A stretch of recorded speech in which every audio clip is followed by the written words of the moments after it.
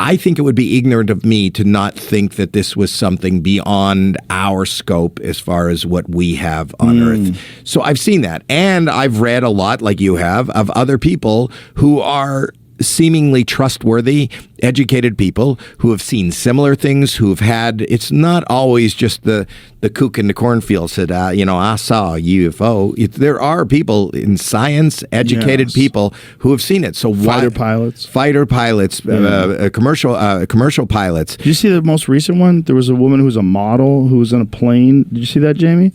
It just got released today. She got what they're calling some of the most compelling UFO video ever. She's flying in a plane in this silver thing. They freeze framed it. It looks like a flying disc. A model saw this? A model. She's just in a plane and filming out the window. And they had seen this thing apparently, and she's trying to film it, and it shoots by the plane. And I've talked to many pilots who have recounted seeing things and not being able to explain it. It's like, and we just brush that off. Here Watch it is. This. So play this. I mean, what in the fuck is that? So look at that and look at that line. It's up on a 45-degree angle. That is, and the speed that it's kind of moving is the speed that I saw something in only at night. But you have to take into consideration that this plane is moving in a specific direction and the UFO is moving in the opposite direction. So it seems faster? It looks much faster than it actually is. So even if that was like a Mylar balloon, if you're passing it that fast, see that thing, I mean, I don't know what you're getting there. Like, is that distorted? Like when they're showing that image, that to me looks like it's from another fucking world. Like if that's really what it looks like and it's actually flying like that. But I don't know if that's a distortion based on the freeze frame of this. You also have to take into consideration what kind of phone does she have? How fast is the camera? Is it able to pick things? Because there's things that can happen with artifacts, with digital artifacts, when things move very quickly. You get like weird lines that might not, but that looks very distinct. Like, but at a certain point, play it again. There's been so many sightings. You've got to be an idiot to believe. It's so fascinating, man. I love it. So whatever this thing is, I mean, if I was a cynic, I'd say, oh, it's a fucking balloon.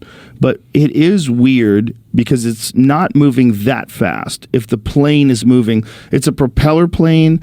Let's say, how fast do you think a propeller plane goes? 90. So if 100. That was stationary, now let's imagine the propeller plane is going against the wind. So maybe that thing is going with the wind. So whatever that thing is getting blown with the wind current. So it could be a balloon. So if that thing is going 90 miles an hour, just imagine if you're a car, okay, and you're going 90 miles an hour and you're passing someone that's going in the opposite direction on the other side of the highway. They would probably be moving quicker than this. Let's see that again. Back that up again. So watch this thing. So imagine you're in a car, you scoot along the highway, and there's a car comes around the turn. It goes just like that. It's probably very slow. It's probably not fast at all. And it might even be stationary. It might just be blowing in the wind. You're right. Because if you picture how fast the plane's going and how fast... Now, this is obviously assuming that the wind is going in the direction of whatever that thing is. So this came out today. What are people saying about it? But here's the thing: if it's going the opposite, if actually the plane is going with the wind and this thing is going against the wind, then it gets weird. Because then you have to go, okay, well, is that plane going fast enough where it looks like that if it's just stationary, or if it's just fluttering in the wind because you're passing it? So it's kind of tricky when you get that video and you go, oh my God, it's UFO, look at it fly past you fast. Not really that fast. Well, more importantly than the speed, that's what I saw. I saw something. For me, it was just lights at night and they moved. Your thing, but that's my different. Thing, but that's not. But this is something you can't explain. Sounds like it moved way faster than that.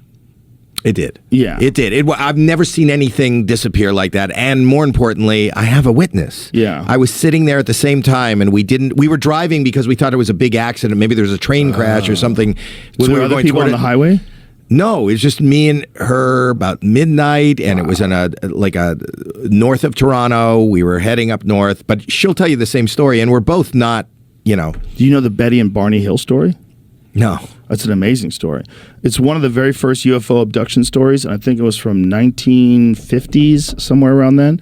Betty and Barney Hill, I believe they were in Maine, and something happened to them, and they saw something in the sky, and then they had all these terrors and night terrors and like weird feelings. Then they got hypnotic regression, and during the hypnotic regression, they both told a very eerily similar story about being taken aboard this craft, about experiments being done on them, and then being put back in their car and having their memories at least partially erased, and was only accessible to them when they did hypnotic regression. It's very controversial, but it's also like it was one of the very first depictions of these beings that are kind of, it's a part of the iconic alien looking thing, like that everybody seems to see, a very similar creature, a very small creature with very big head, very big eyes, and that these folks had an experience with them. It's more amazing to me that it isn't widely accepted with how many experiences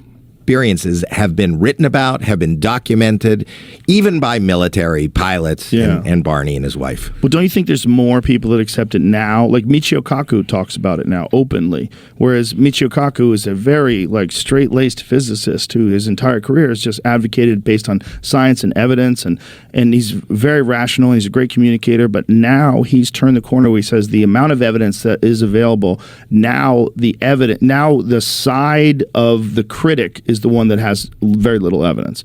He thinks the side of the believer, there's a vast amount of data that seems to indicate that there's some things out there that we really don't understand. Except the one question that I have is, why would the military keep it a secret? Like, why would this be a secret that there are existences of other life? It doesn't make sense to keep it from the public. Well, I think the same reason why the New York Times thinks that we shouldn't know who blew up the Nord Stream pipeline. People that are in control of like very dangerous and very volatile information oftentimes feel like the public can't handle it.